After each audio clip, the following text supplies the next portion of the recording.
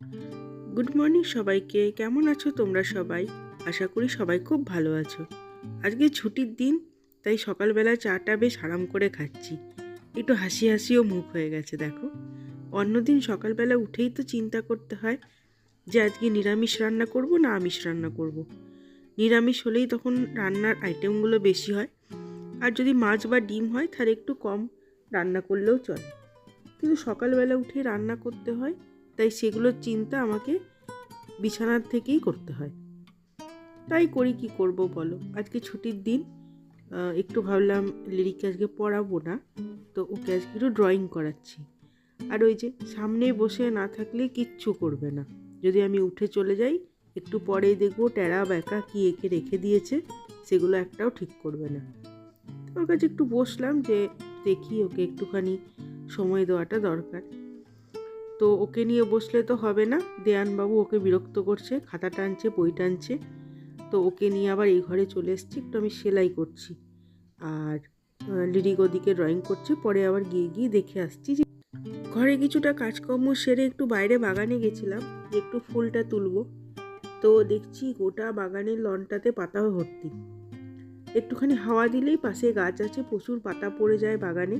তো সেগুলো নোংরা থাকলে খুব বাজে লাগে দেখতে, তো ওগুলো পরিষ্কার করছি। তো মাঝে মাঝে ধুয়েও দিই আমি। তো আজকে ঝাড় দিচ্ছি, সপ্তাহে 1-2 দিন তো প্রায় ঝাড় দিতেই হয়। আর বাড়ির সামনেটাই বলো, নোংরা হয়ে থাকলে কত বাজে লাগে না দেখতে। আর এই ইটগুলো বসানো আছে, ইটের মাঝখানে ছোট ছোট গাছ হয়ে যায়, সেই গাছগুলো মাঝে মাঝে তুলে ফেলি। তো এই দেখো তুলছি, এখানে অনেক গাছ হয়ে গেছে। এগুলো গাছগুলো বড় হয়ে যায়, তখন আবার তুলে ফেলা মুশকিল হয়। তো ছোট থাকতে থাকতেই তুলে দিচ্ছি, একবারেই ঝাড় দিয়ে নেবো, জায়গাটা একদম পরিষ্কার হয়ে যাবে।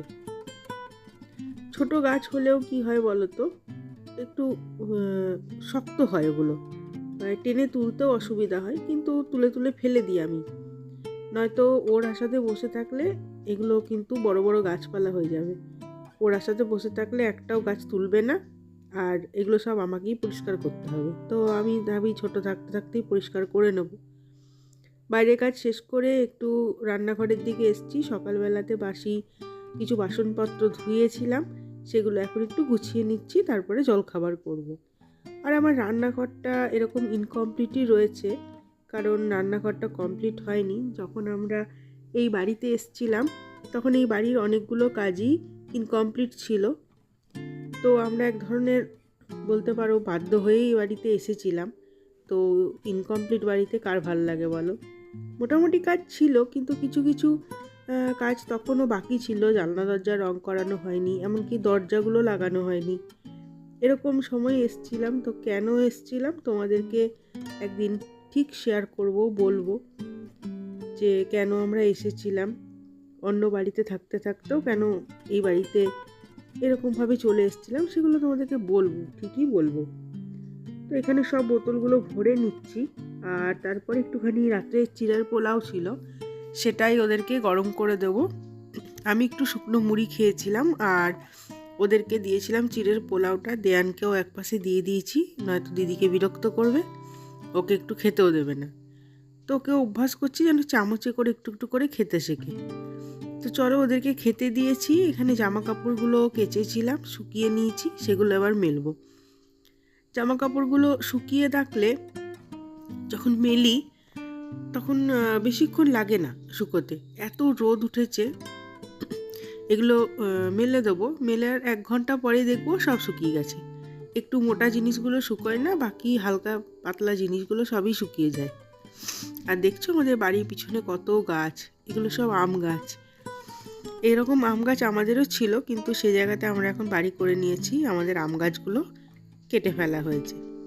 তো চলো জামা কাপড়গুলো সব মেলে নিই, এবার একটু রান্না বসাবো। আলু পটলের তরকারি আর ভাত বসিয়েছি, আর চিকেন এনেছে, চিকেনটা ভুবন রান্না করবে। তো আজকে রান্না তো আর কিছু করব না। তো চান করে নিলাম, একটু শ্যাম্পু করেছিলাম, শ্যাম্পু করে একদম ফ্রেশ হয়ে গেছি। এখন আমি সেজে গুজে নিচ্ছি, রান্নার বাকি কাজ যোগ করবে, পরে গিয়ে আমি রান্নাঘরটা পরিষ্কার করব। আর ও ঠিক করেছে আজকে কলা পাতাতে খাবে। কলা গাছটা আমাদের বাগানেরই গাছ, তো কিছুটা পাতা কেটেছে, সেগুলোই আজকে দুপুরবেলা খাবো।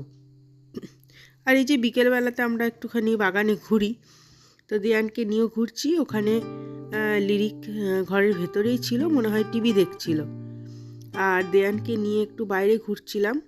ওই একদম বাইরে ঘোরা অভ্যাস করি না, নয়তো কান্নাকাটি করবে, রোজই নিয়ে যেতে চাইবে। তো ওই জন্য বাগানেই নিয়ে ঘুরছিলাম। আরে দেখো, রাত্রের খাবার হয়ে গেছে। রাত্রের বাসন আজকে মেজে নিয়েছি আর একটুখানি ছানা করেছি। এই ছানাটা দিয়ে কালকে ছানার ঝোল বানিয়ে নেব। চলো, আজকের জন্য ভ্লগটা এখানেই শেষ করছি। দেখা হবে আবার পরের কোনো ভ্লগে। ততক্ষণের জন্য টাটা, গুড নাইট।